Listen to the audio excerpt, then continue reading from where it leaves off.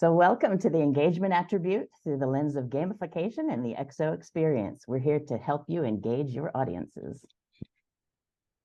Our key learnings today will be, what is the engagement attribute?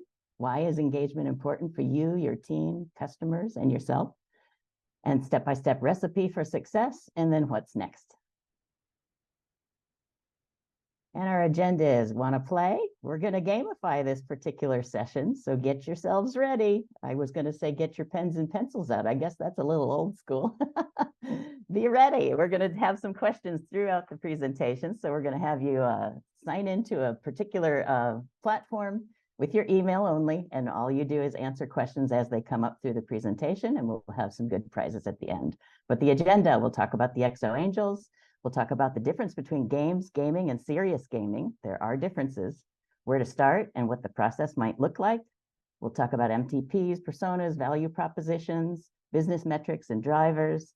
And then we'll go into loops, feedback, and boosts, and then celebrating the wins and the rewards in the end with your players. And then we'll talk about how Angels can help you. All right, so let's play. Get out your phones and scan the QR code, or we will have a link in the chat. Sign up through the link with your email, and we'll get you ready to open the link. The rules of the game: when you see a question, open the link, reply to each level when they appear, and the first to respond will get double points. Some of you are driven by such things. The rest of you can just answer the questions, and you'll be in the winning for winning a free NFT or a free one-on-one call with us. Next slide. Or should we give them a moment? You can do this while we're talking about ExO Angels. We're basically a flywheel experimentation model where edge initiatives are supported. So we've done project by project, and ultimately a couple of these projects could turn into businesses very easily. And so we're spinning them out, doing an experimentation as an edge organization, if you would. And Fabrizio and I have been doing the ExO experience for a little over a year now, I think. And we've got quite a bit of experience in engagement platforms and doing gamification, engaging audiences. These are some of the sports and just general community-driven kinds of projects that we've worked with. But we've got 8 to 10 people in the ExO Angels. They come and go based on the project. And so we get the right experience at the right time for whoever's in our circle of influence at the time. Next slide. All right, just a little background. Our experience in the past, ExO Angels was born out of a game called the 30 Doubling Challenge. And so we didn't do just gaming, but we started an academy. We had next generation and youth podcasts. We had an international language school, did some town halls. And then the health side, we do prediction, prevention, and personalization. We're really avid, not just longevity, but more health span kind of focused in the way that we want to see the world come out. But the gamification seems to be the most fun and getting the most attention. So that's where we are right now. Next slide. All right, Fabrizio. Sorry, it's always hard to find the mic on Zoom. So yeah, you know my relationship with Zoom. So good evening. And yes, my turn is to talk about what is gamification and what is the engagement attribute. The engagement attributes serve as a kind of glue that hold together the various attributes, such as community and crowd, algorithm, leverage asset, interfaces, dashboard, experimentation, and autonomy. A lot of them. And also, as you know, engagement refers to the ability of an organization to actively involve and motivate the stakeholders, including customer, employee, and partners. These attributes is closely related to the business model canvas, as it impacts the two sides, connecting customer relationship, channels, revenue streams, and partners. As you can understand, also gamification play a very significant role in fostering engagement within an organization. So by incorporating game-like elements and mechanics, companies can motivate and empower individuals to participate and contribute to organization growth. For example, platforms like Instagram, Snapchat, TikTok successfully utilize gamification to engage and retain users. And also companies like Zappos, Buffer, Valve has embraced autonomy as part of its engagement strategy. So as you see, there's a big connection among the different attributes. And plus, what we can say, Web3 crypto and NFT. As you can imagine, with encompasses crypto and NFT, engagement become exponentially more powerful due to at least several three key factors. First, obviously Web3 introduced a new monetization system. Cryptocurrencies provide a means for users to directly participate in and benefit from the success of a platform. For example, decentralized crypto voxels allow users to buy and trade virtual lands and assets using cryptocurrencies. And also this engagement is as a direct financial incentive for users, because they are not engaging just on, how can I say, not touchable asset, but also they will have a financial, let's call it feedback or revenue stream. Plus, with NFT, open new possibility for engagement in user, because now they can also trade digital items with provable scarcity and obviously authenticity. Just two examples are NBA Top Shot and CryptoKitties. They are pretty famous in the market. And as you know, they engage users in collecting and trading digital assets. And plus, probably the most important part, Web3 allow for a new wave of engagement and participation. So now people through DAO, decentralized autonomous organization like MakerDAO, Compound, are able to be part of the governance structure. And also here you can see that the engagement is now creating new opportunity for the user.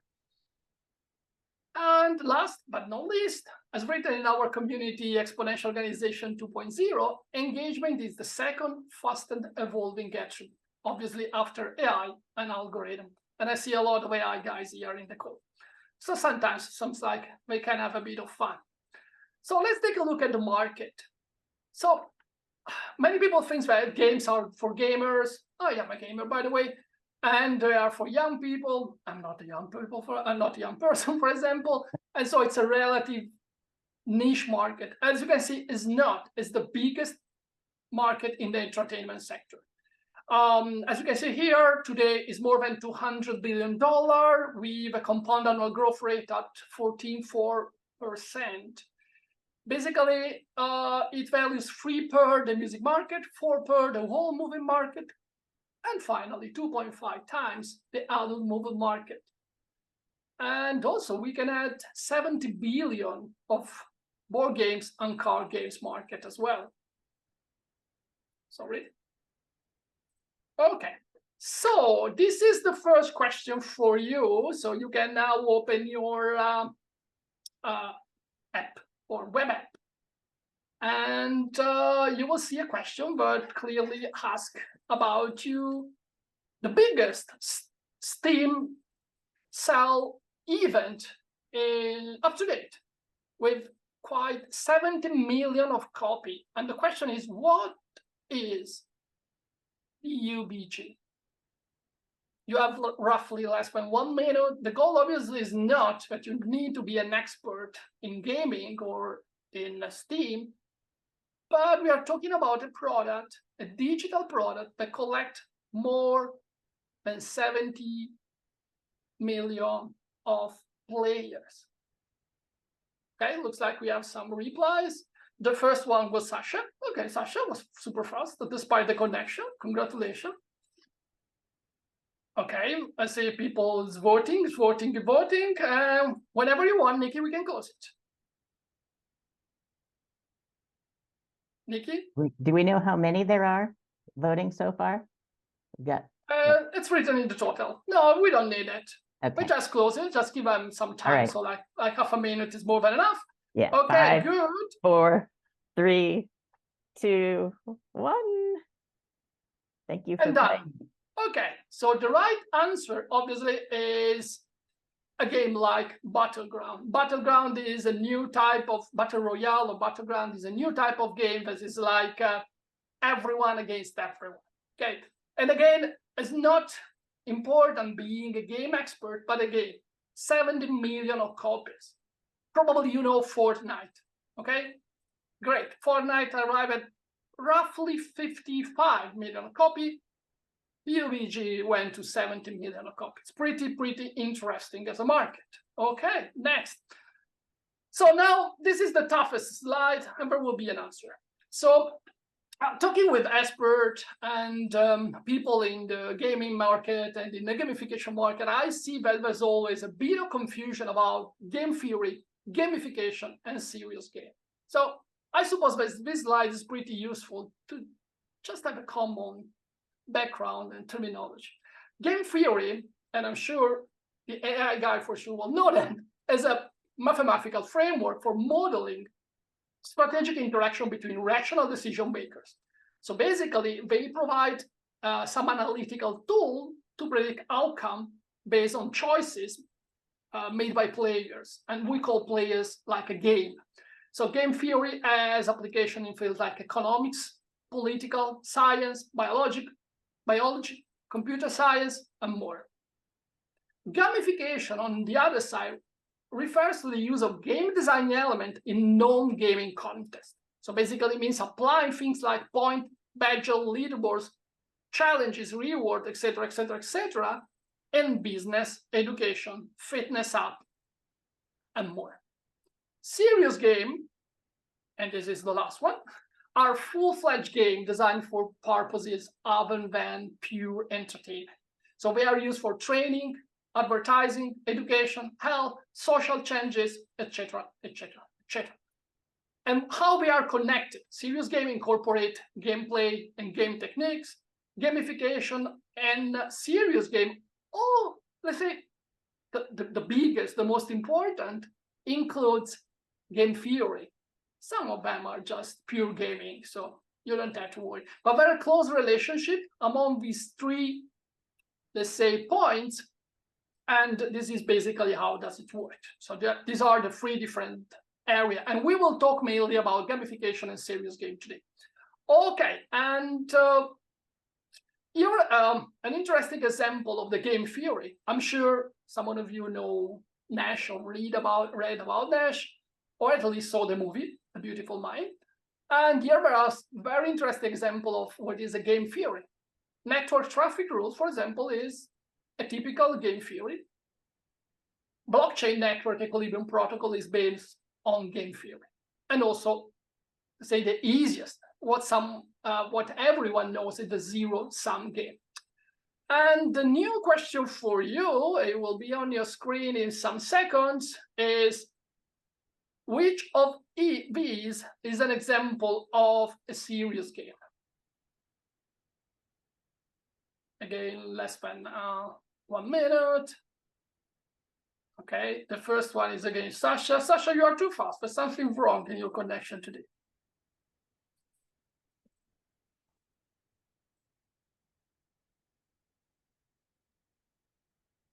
Okay, I see people are among A and B. Interesting.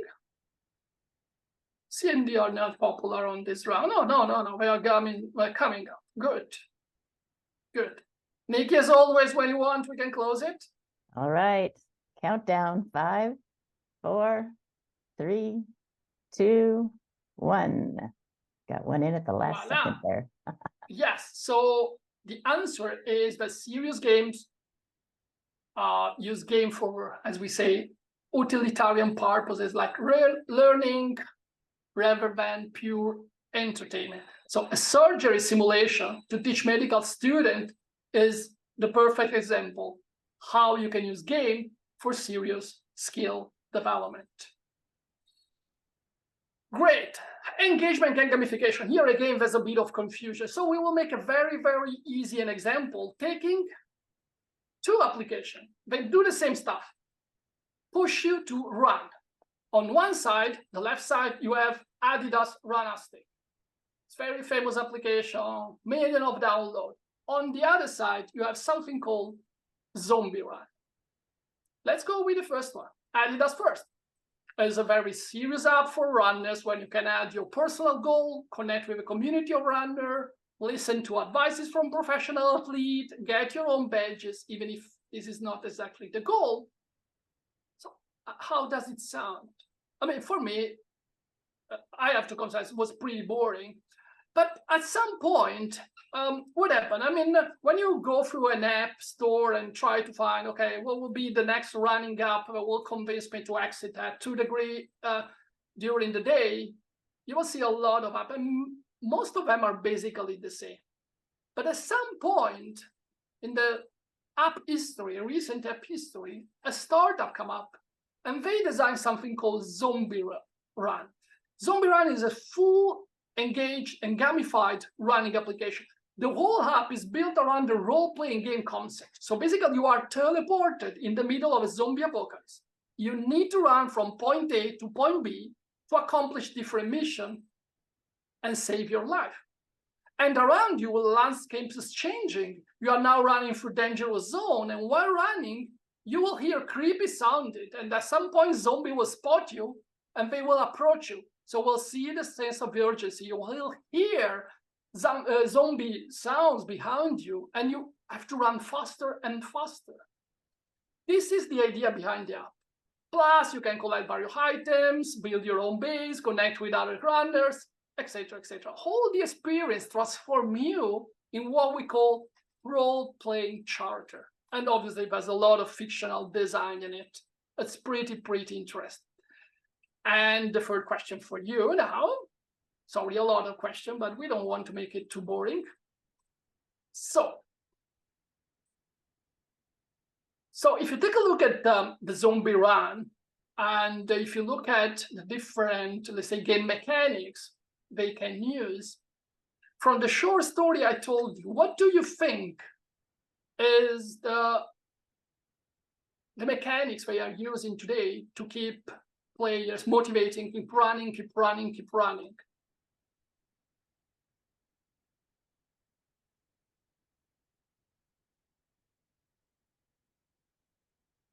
Sasha already using Zombie Run for jogging. Good, Sasha. I think it's super funny. It's way better than, I mean, from my point of view, obviously, from Adidas' point of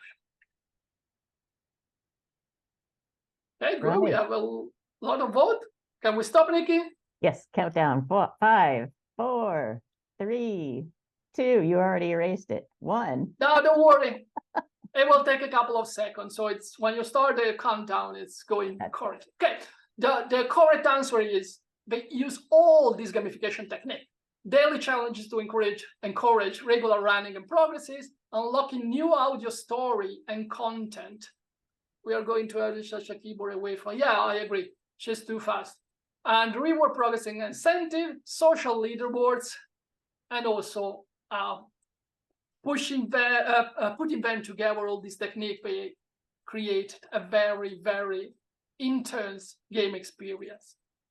Okay, so far a lot of boring theory. I know that's what not we would like to deliver. We would like to deliver to you, as Nick presented in the agenda, the recipe for the success.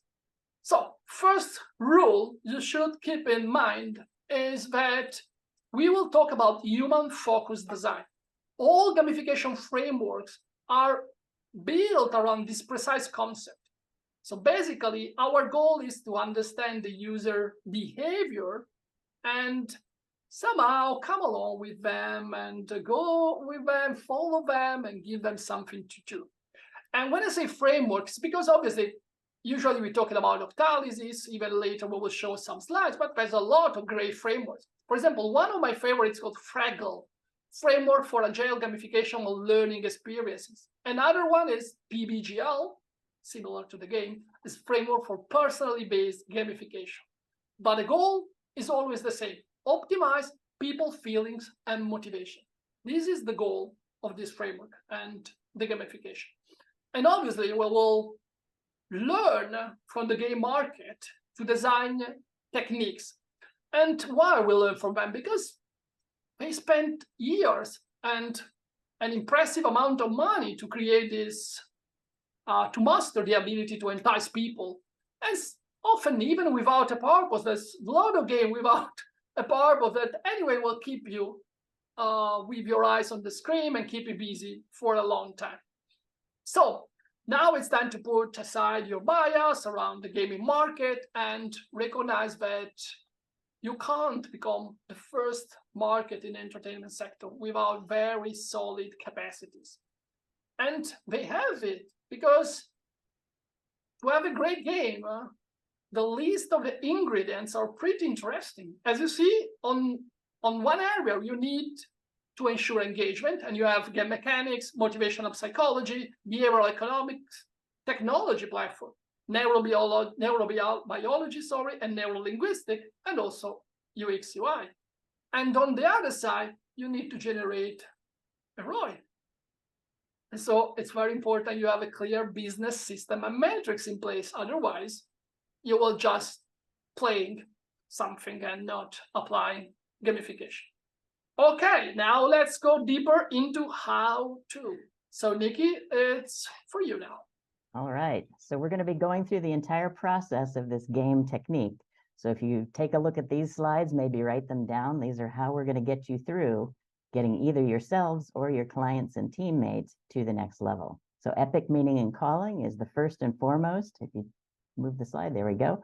Epic meaning is something that's far bigger than you and yourself, but you see it, you feel it, you want to taste it, and how you can do differences or make a difference in the world and solve for either grand global challenges or sustainable development goals. That's something that's way beyond your reach, but something you know you want to be a part of. So the epic meaning and calling, the calling part is what drives you to get out of bed in the morning, what gives you the incentive to take on the identity or the role of being someone who can actually make a difference in this world and take steps to do that.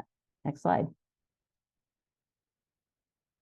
So here's your next question. Which of these describes how epic meaning and calling motivate users in gamification?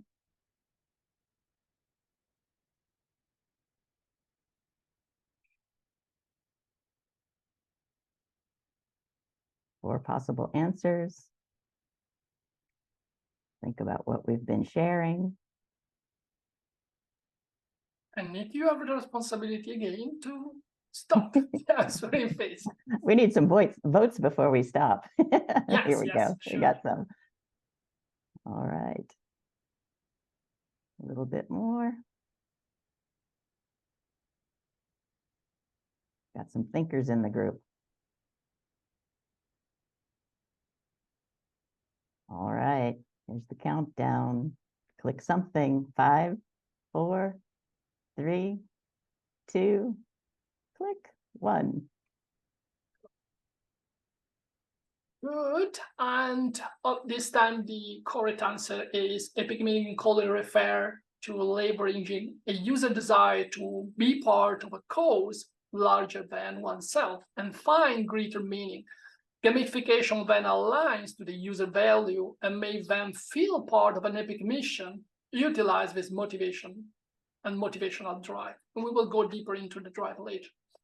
Obviously, the other replies were describing more creativity and feedback, another driver, win and accomplishment, that we'll see later in the drivers area again, and obviously reward and reinforcement that are part of the process, but let's say the closing chain of the whole design. Thank you. Next step, epic meaning and calling. It's the purpose behind the thing, but it is really about the human and the people behind it. So the player is key in this next phase. If you go on to the next slide. Personas. You will probably have 3 to 4 different personas on your team. So as we help you get through to this gamification technique within your business or your client's business, you'll identify 3 or 4 different personas. And these people basically are driven by things that are mental, physical, emotional, spiritual, and have varied factors that incentivize them to take next steps. So if you go to the next slide. In the game environment, you're going to find those fighters or achievers or explorers or socializers. And if you look up top, these are the masters. They like to be winners. They like to be on top, collect things, and be competitive. On the bottom, these are the adapters. These are the ones that are socially functional. And basically, it takes a village to make everybody involved achieve. And so you've got the rock star and the coach, the navigator and the detective on the socializing side. And then on the winner side, killer, competitor, collector, and expert. And we work with both. You're probably going to have both on your team. So trying to design a game and or engagement strategies to get people through all these things is a really important factor. Next slide. You'll be familiar with this. We work one-on-one, and these are the people that are high client input, trying to get the feedback from the client to come up with a solution. Or on the bottom, one-to-many, we can do group coaching and help people get through. Either on the left, the mentoring and training, that's the prescriptive advice where we help find the way to tell you how to do things and what steps to take next.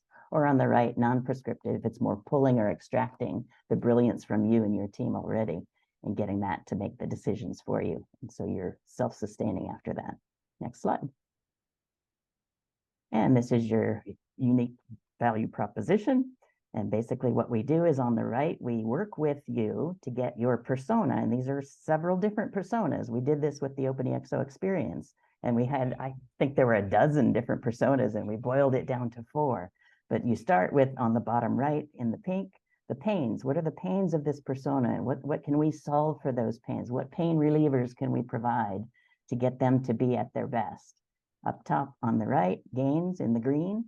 What is it that motivates them to achieve? What do they like to get out of being in this environment of doing a job for you or working in an environment? So we become the gain creators. We build ways to get them to take even more to make themselves at their highest and best.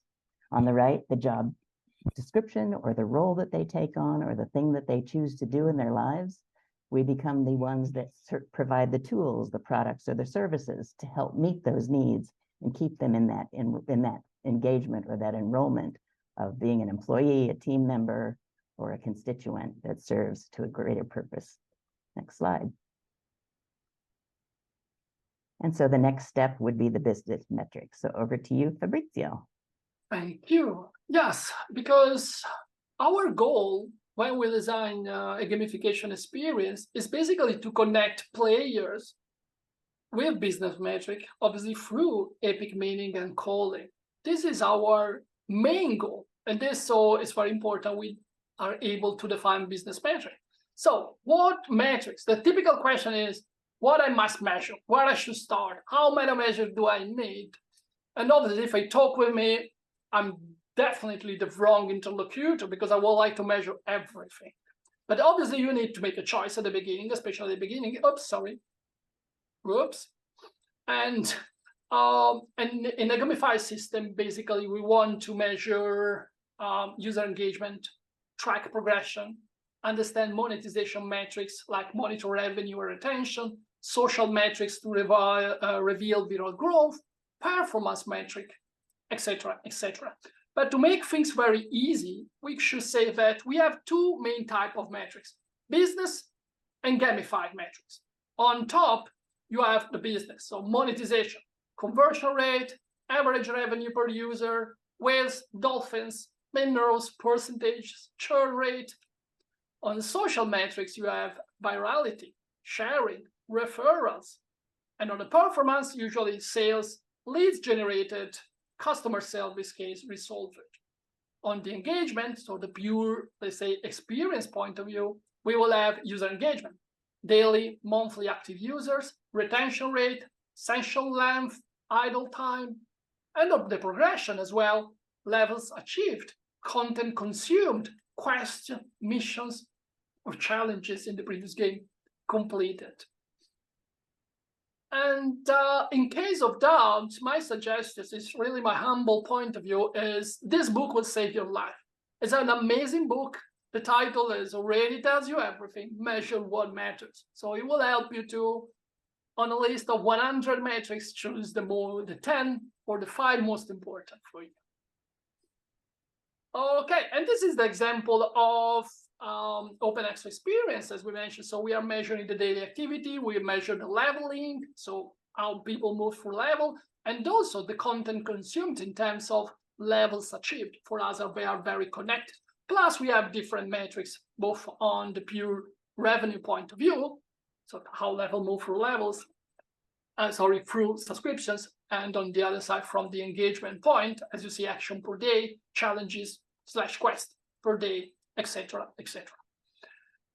One more question for you. I hope you not get bored. And I see we also, oops, sorry, let me drag my screen here. Okay, as we can see, it's not very clear. Sorry. Okay, let's try to make it smaller. Good. This is the leaderboard. You can access clicking on the leaderboard. And I see there's, sounds good. There's already space for improvement. Okay, that's the question for you. So which of these 4 choices is more aligned with engagement matrix in gamification? Don't forget, just 2 types of metrics, business and engagement. So of these 4, what will be the right one?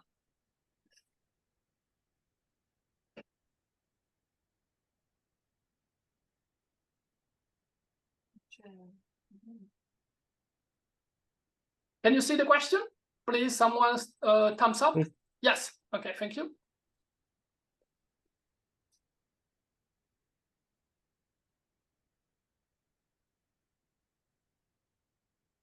Looks like there are 9 votes, but I'm not seeing the peaks, the columns. No? No, Oh, I see them coming. Yeah, they take a while, you know. They had to read the words. I know, they are pretty long. I'm sorry for that. I mean, the one who knows me, every time they ask me, oh, can you write something? If it's over the 2,000 words, I'm happy to do that. Under, I cannot.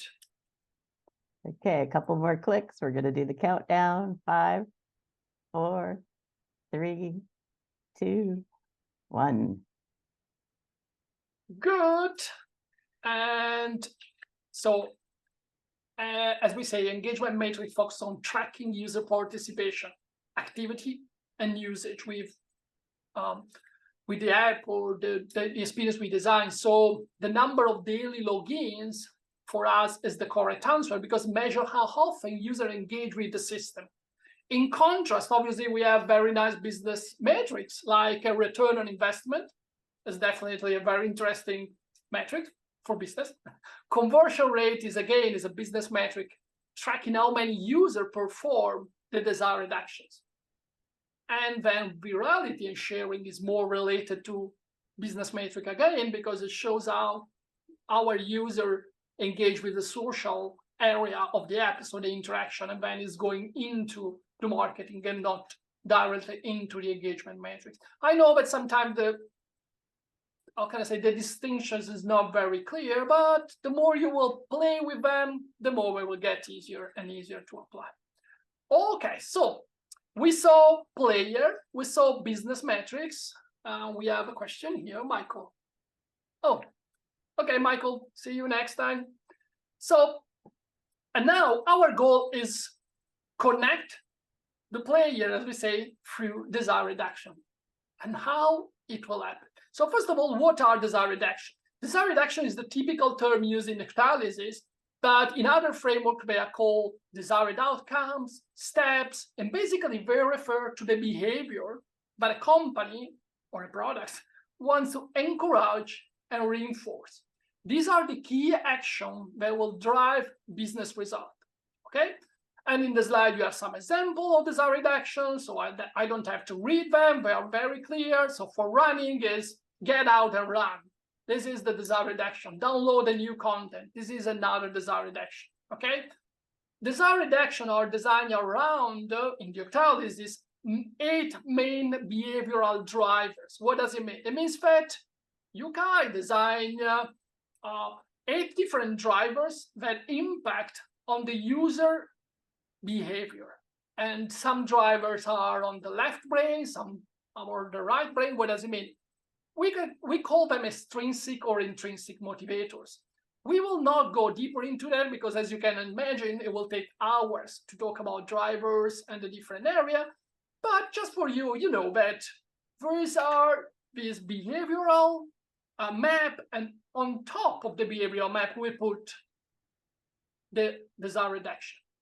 So basically, what we want to do is take the player, commit them to the desired action to impact the business metric.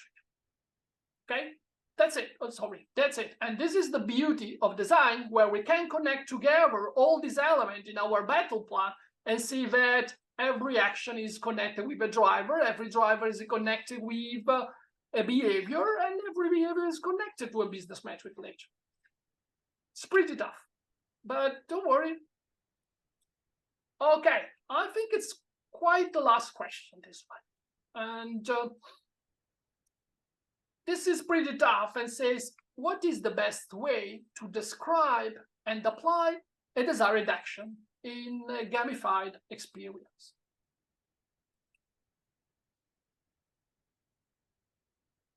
As always, we have four different answers. You should pick one.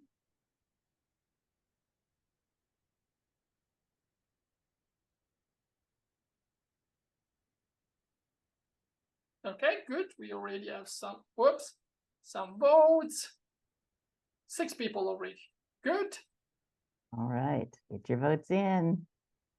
Here comes the countdown. 5. Yeah, we are 10 now. 4, 3, 2, 1. Thank you for playing.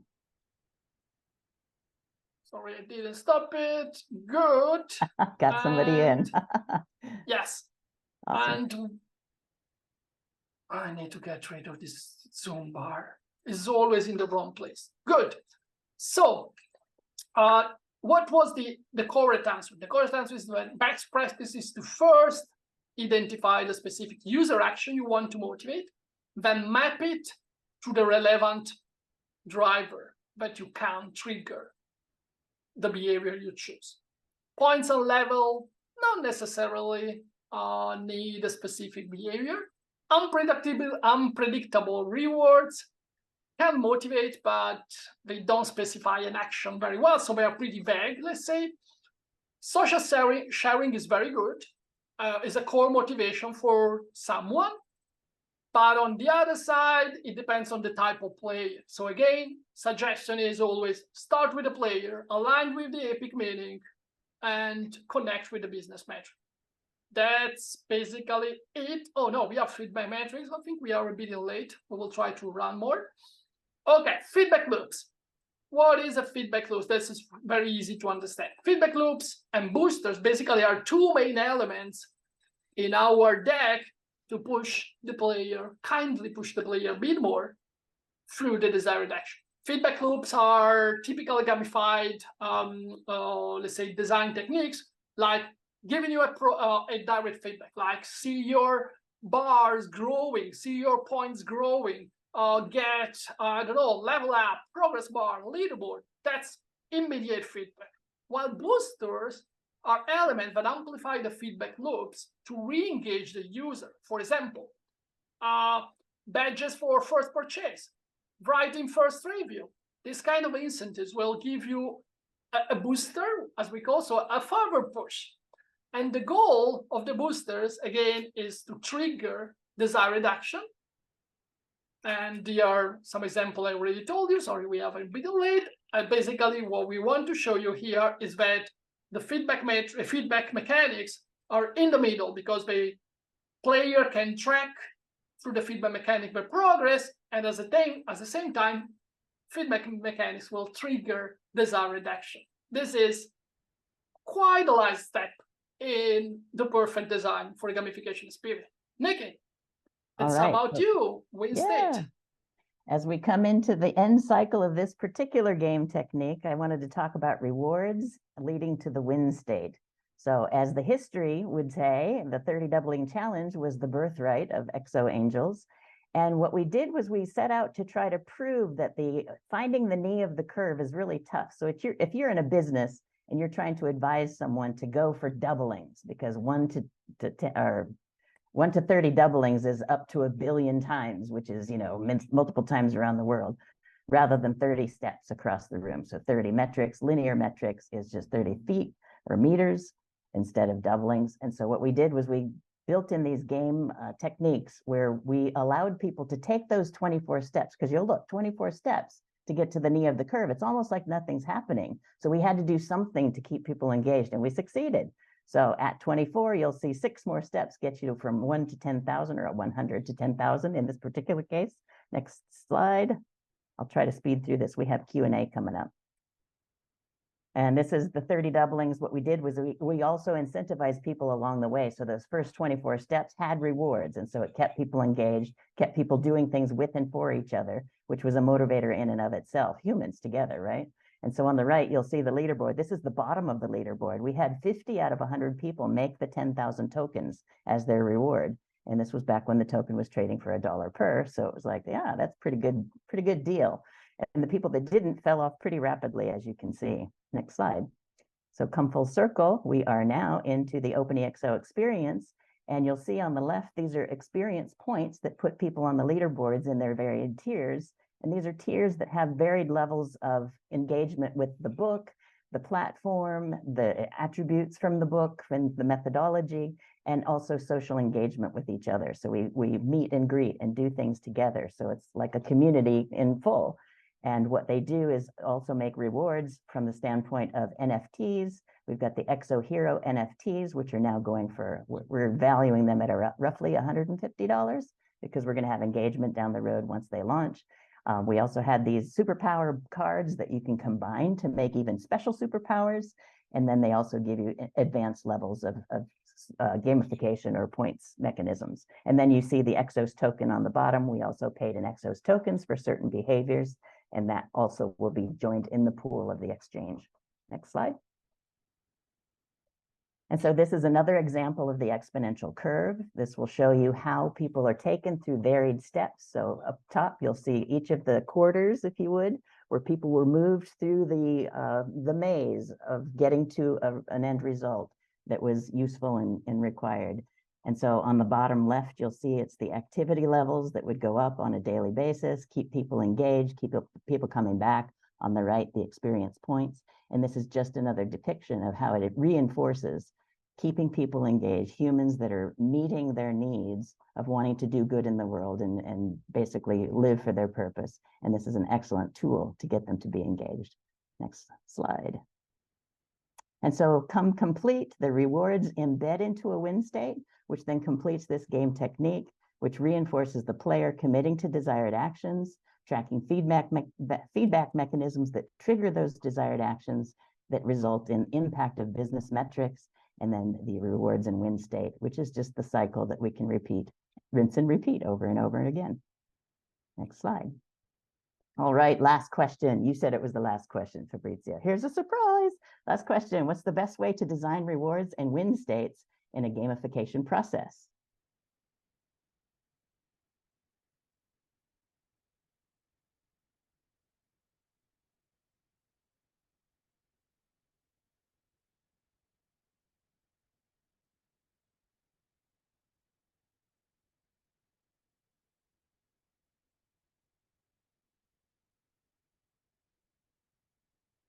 Best way to design rewards and win states.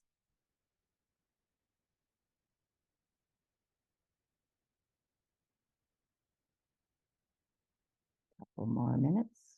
Are you thinking, deciding? Thought you were done with the game and closed the app and had to open it again?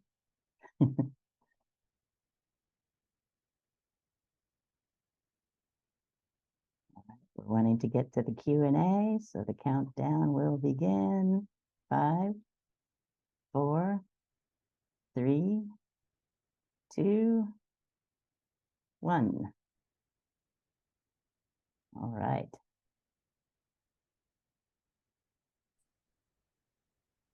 So the right answer obviously was link reward and win state to behaviors, as Nikki suggested, not probably voluntarily, but that was the right answer. And we have our small leaderboard for this event small game. It's pretty long, interesting. So we have Sasha on top, Lil, Sawyer, Diana, all country, and Eva, Priya. Yeah. Going back to your slide, then all right, Nikki, you. so we can jump into, and then we'll go to the leaderboard at the end. Yeah, so this is the first question in the Q&A. The rest is up to you. So what can angels do for you? We basically have 4 different offerings at the moment, and they all start with phone calls, unless we've already been talking to you. These are basically on the top left is a discovery call where we get dive deep into your business just for a 45-minute call. Upper right, ExO mini sprint. This is for corporations that want to go through the traditional sprint model. We've got a 6-week version and a 10-week version, and this will take your teams through how to get engagement in your teams, your membership, your constituents, whatever it is you serve as a business. And bottom left is for the solopreneurs or the small business people, where we do weekly coaching calls by group. So you have a group of people that are working on each of your business interests and take you through a similar mini sprint process, but on a much lesser, more affordable basis for smaller companies. And then the lower right is an ExO group book. This is basically a companion piece to the ExO organizations book, version 2.0. And it's about people wanting to give chapters that have use cases for their businesses, basically an augmentation of what we're doing with the methodology. Next slide. And this is all about you, Q&A, feel free.